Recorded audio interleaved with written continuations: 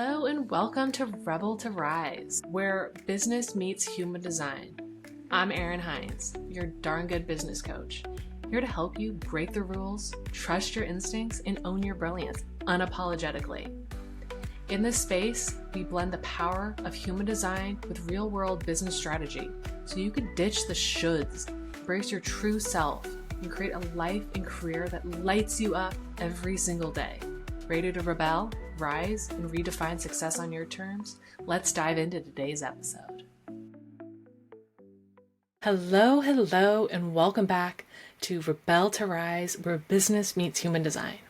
And today, I want to know, have you ever had one of those moments where you realize, oh shit, I'm the problem? Like one day you wake up and realized, it's me. Hi, I'm the problem. It's me. And yes, I think of those exact words every time I have one of these epiphanies. So today I want to talk to who's doing all the right things, but still feels stuck. You've got the strategy, you've got the vision, you're putting in the effort, and yet things aren't flowing like they should. So what if the thing in your way is actually you? I'm talking about what it means to be the bottleneck in your own business. And more importantly, how to shift out of that energy, because trust me, I have been there. I have micromanaged. I have second guessed every move. I've over-controlled. And all that did was clog the way to the freedom I was so craving. I first want to start off by sharing the exact moment I realized I was the problem, what I was doing, and how I stopped making success harder than it had to be. So if you're constantly overthinking, trying to do it all, or just holding on so tight, nothing can actually support you, this is for you. Let's talk about releasing resistance, embracing joy, and being the kind of leader who knows how to get out of their own damn way. So first up, I will tell you the story of the exact moment I realized I was the bottleneck in my own business and really in my own life.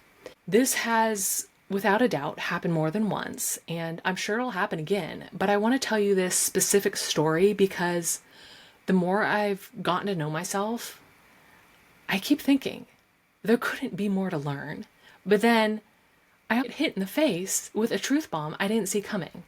And this was one of those exact moments.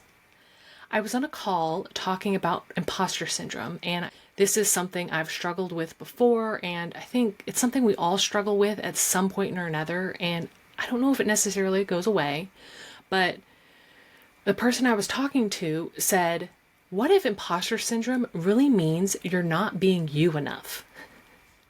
And I was like, what the hell did you just say? That hit me like a ton of bricks. I'm not being me enough? What does that have to do anything? I had been trying everything to get clients. I had hired many coaches with different specialties. I signed up for all the courses. I refined my messaging. I learned every strategy under the sun. And I felt so lit up by what I was offering. I knew I could help people. And when I talked to people, they loved me. But inside, I was still feeling like a fraud. I thought I just kept having to learn more, and eventually I will be that person people will just want to hire. I didn't realize that imposter syndrome, it didn't matter how much I knew, but it mattered who I was being. I was showing up like this version of a coach I thought people wanted to see. You know the one, the polished professional, always saying the right thing. But doing that, I was actually putting on a mask. It wasn't allowing me to be me, to let my actual magic shine through. I was overthinking every post and offer. I was trying to prove I had it all together instead of just being honest. I thought I could just do more and I'd finally feel successful. But the truth was, I was burning myself out trying to do it all and trying to be someone else. This wasn't imposter syndrome. This wasn't a confidence problem.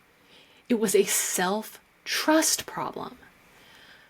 I didn't need to fix myself. I just needed to be myself.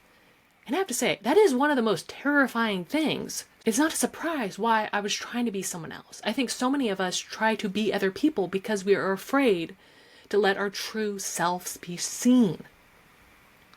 I was trying so hard to lead from my head, perfecting, planning, overanalyzing, that I forgot my power is in my heart, in being present, vulnerable, and real, in trusting my vision, in doing what actually lights me up. The moment I stopped trying to be perfect and started being me, everything started to shift. It wasn't about being an imposter or not confident enough, or I need another strategy, work harder. It really came back to reconnecting with myself and trusting what I was capable of already without trying to be more. I was enough. So now you might be wondering, how do you tell if you're the bottleneck? So let's talk about what being a bottleneck actually looks like. Because most of us don't even realize what we're doing. We're following along what we've been told by coaches, by mentors, emulating those around us. So we might not pick up on specifically what we're doing to be the bottleneck. We think that we're just being responsible or thorough by making sure it's done right. But when you do that, when you're reviewing every single task before it goes out, you're avoiding launching until the copy is just right, or you're staying stuck in research mode instead of taking action. You're not being strategic when you do that. You're being the bottleneck. It's not because you're lazy or broken or bad at business. It's because deep down you care. I think we're all in our roles as leaders because we care. We want to help others. You want it to go well. You want to serve people. You want to feel proud of what you're putting out there. But when we don't trust ourselves or the support systems we've built, it's easy to start gripping too tightly. We start trying to control the outcome. We micromanage. We procrastinate. We say we're getting clarity when what we're really doing is overthinking. Here are a few specific ways this can show up. You're doing everything yourself because no one could do it as good as you. You're stuck in constant planning but never executing. You're redoing things that were already done instead of moving forward. You're tweaking your offer, your website, or your post for the 12th time instead of just hitting publish, which is my personal Achilles heel. Or maybe you're saying yes to everything because you're afraid to delegate or disappoint. But here's the kicker. We don't become the bottleneck because we're doing too much. We become the bottleneck because we care too much and don't trust that our desires, our systems, or support will catch us. And this makes sense if you've always had to do everything yourself, if you've been burned by support that dropped the ball, or if your worth has been tied to your productivity or perfectionism, or if you think success comes from pushing harder. So of course you're going to be gripping harder, trying to control the outcome. But that's not leadership. That's survival. And survival is not a strategy for sustainable success. And I'm guessing if you're anything like me and you're here listening to me talk, it's because you want to not just survive, but you want to thrive in all areas of your life. So now you've hopefully identified some of the actions that you're taking that might be causing you to be a bottleneck. And I want to welcome you to the club because it's more common than you think. And now that you're aware that you're a bottleneck, the real question becomes, how do you shift out of it? Because you can't solve bottleneck energy with more pressure. You can't force yourself to be more at ease and stop white-knuckling your way through. You need a new approach and one rooted in trust, support, and alignment. So let me walk you through a few shifts that helped me help my clients and might help you too.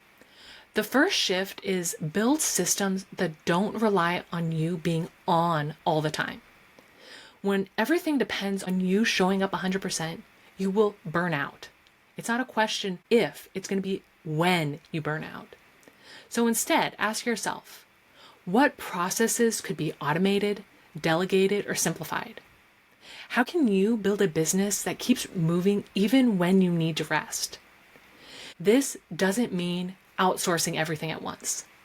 It means starting small. Maybe it's just a weekly task you batch, a client process you turn into a template, or frankly, it's letting someone else hit publish on that email you keep trying to edit for the 12th time. Start small and work your way up. Structure isn't about restriction. It's about liberation. Having these systems is how you stop being the bottleneck and start being the visionary you are meant to be. The second shift is trade control for clarity. This has been the hardest one for me because control feels safe. It gives you the illusion of certainty of what's going to happen.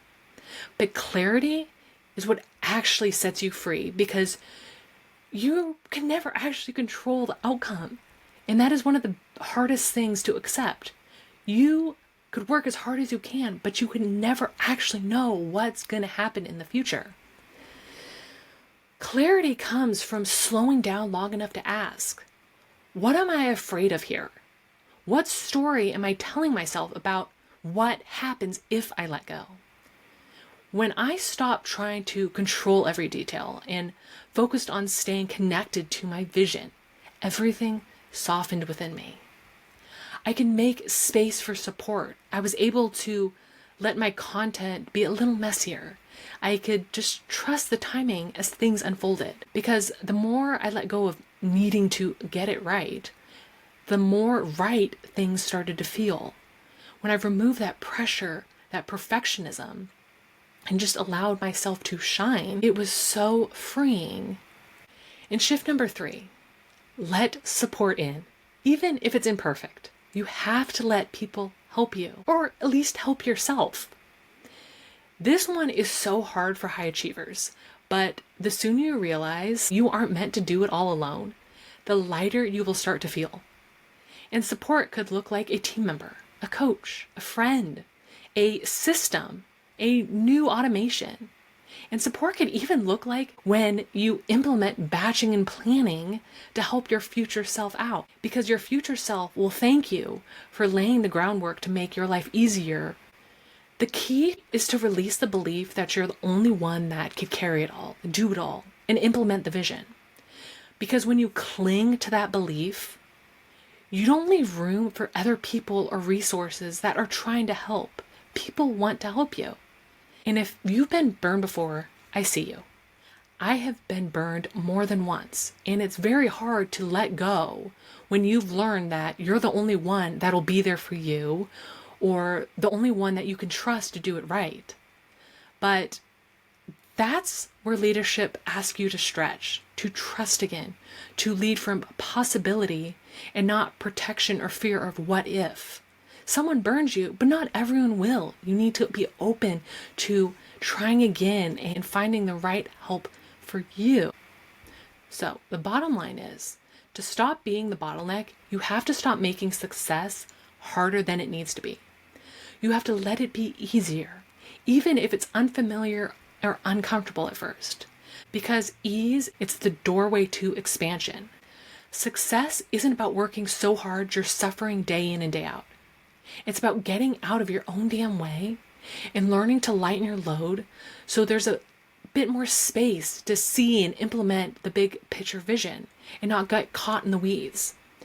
And when you're out of the weeds, there's room to focus on what you actually want to be doing. And that's where the magic happens. This is what I want you to remember. You're not behind, you're not broken, and you don't need to keep doing all this alone. If you've been feeling stuck, spinning your wheels, or like no matter what you do, it's never enough, pause and ask yourself, am I the one in my own way? Because awareness is the first step. And the moment you notice it, You reclaim your power. You get to choose a new path, one with support, more alignment, and a hell of a lot more ease. This doesn't have to be as hard as you're making it. You don't need to do more. You need to trust more. You don't need to fix yourself. You just need to be yourself. You don't need to hustle harder. You need to get out of your own way. So take a breath and check in. Where am I gripping on too hard, trying to control? What would feel easier if I let go a little? What kind of support am I craving? And am I open to receiving it? If this episode hit home for you, come say hi, leave a comment, or leave a review. I'd love to hear your biggest takeaway or what you're letting go after listening to this. And if you want support shifting from bottleneck to bold, aligned leader, the kind who doesn't try to do it all, but does create success on their terms, I'm here for you, ready to guide you every step of the way. Because you deserve to build a business that supports you and not one that drains you. All right, my friends, that is it for today. Until next time, keep rebelling, keep rising. Thank you for joining me on today's episode of Rebel to Rise, where business meets human design. I hope you feel inspired to break free from those shoulds in your life and trust your inner compass as you create a life and business that truly lights you up.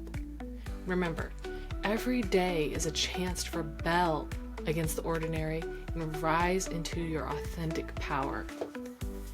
If you enjoyed this episode, please subscribe, leave a review, and share it with a fellow rebel who's ready to lead their lives unapologetically. Until next time, keep trusting your intuition, keep breaking the rules, and most importantly, keep rising.